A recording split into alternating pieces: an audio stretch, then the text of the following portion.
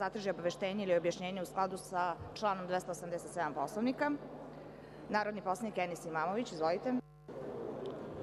Poštovana predsedavajuća, dame i gospodo narodni poslanici, moje današnje pitanje namenjeno je Ministarstvu unutrašnjih poslova.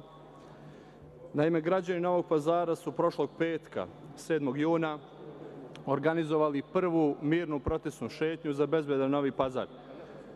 Na tom protestu zatražena je momentalna smena načelnika policije u Novom Pazaru, Dragana Terzića. Protestna šetnja organizovana je zbog još jednog u nizu svirepih ubistava u Novom Pazaru i ni ovo poslednje ubistvo, kao ni brojna prethodna svirepa ubistva u Novom Pazaru, oružane pljačke i drugi slučajevi teškog kriminala nisu rasvijetljeni.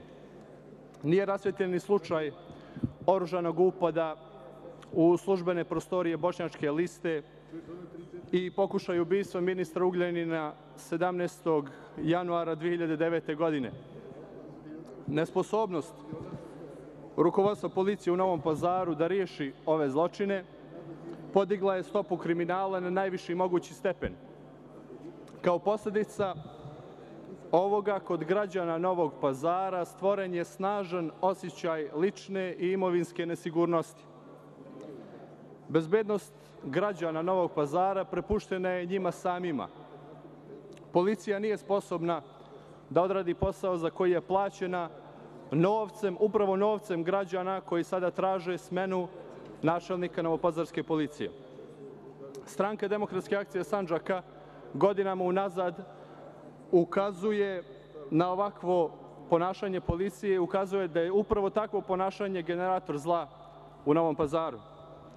Moje pitanje za Ministarstvo unutrašnjih poslova je šta je sa istragama po ovim zločinima, šta je sa istragom povodom oružanog upada u službene prostorije Bošnjačke liste i pokušaju ubistva ministra Ugljanina 17. januara, kada će Ministarstvo unutrašnjih poslova reagovati na zahteve za smenu Dragana Terzića i kada će Dragan Terzić biti smijenjen sa mjesta načelnika novopazarske policije? Hvala.